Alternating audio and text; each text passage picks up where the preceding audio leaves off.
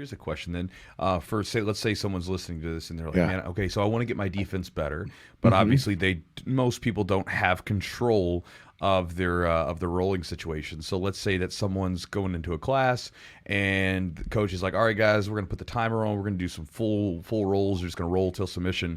What's something that someone could do to, if they know that they have a defensive problem, could do to work on that? So I'm personally doing it right now, but I'm working in a very terrible sense, not terrible, but like I tap a lot because I'm working in full locked out submissions or chokes Okay. and escaping. I'm not allowed to go offense until I escape.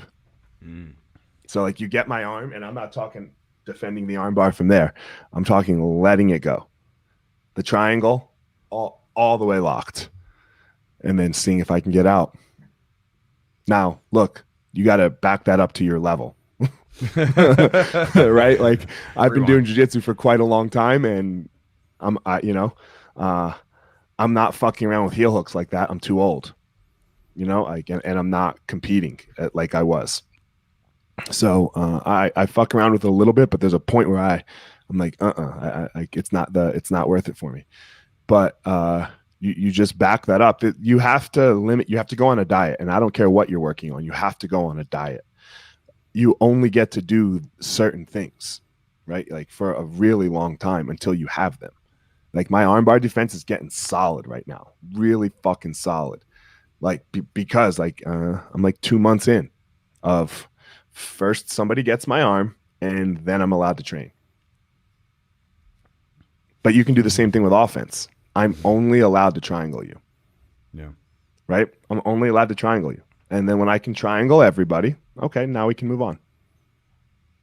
What's your process for, like, say you're in that locked out armbar? Like, what's your what are you going through in your head? Like, how are you starting to break it down? Like, how are you problem solving? Obviously there's a lot of tapping going on, but like, how are you figuring out when do you notice like you're onto something versus not? I mean, is there? Well, I study a lot. Okay. I study a ton. The torso leg for me has really been a key. If you're armbarring my right hand, I take my left hand and I push your torso leg down. So if you're armbarring my right arm, that means your right leg is going across my torso. Does that make sense? Yeah. And I push it down.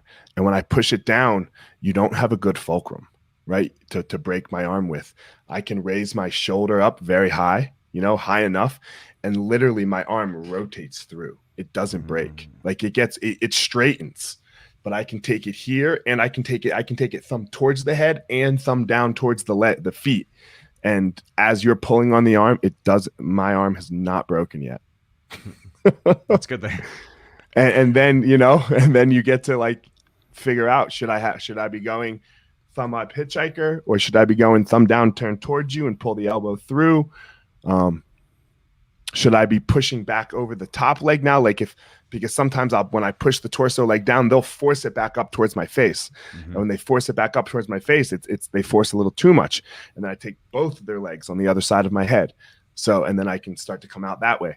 But that's been a huge key for me with really fucking locked, tight arm bars.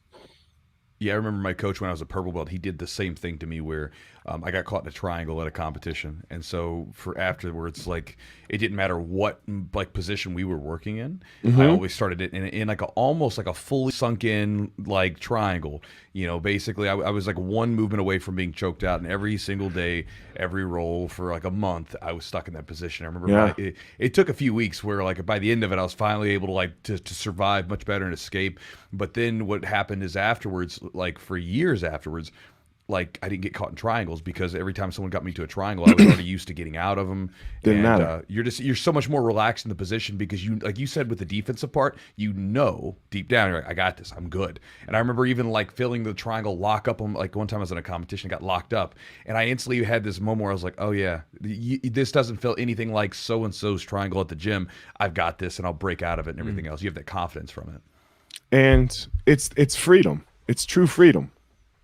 Right? Like what we're the only fear is an illusion. It's like the boogeyman when you're a kid under the bed. Like you have kids. You guys have kids?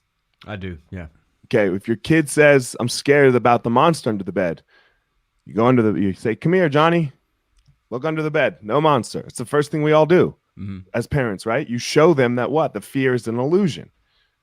Okay? It's the same thing with the triangle. It's the fear. The triangle's real. Monsters might be real. There's bad people in the world, you know? But that it's going to get you right now, show them that it won't. Do the same thing with your jiu-jitsu. Show yourself that you can handle all of the mess. And when you can handle all of the mess, there's no the fear goes away because you're just like, all right, I'll do whatever. Who fucking cares?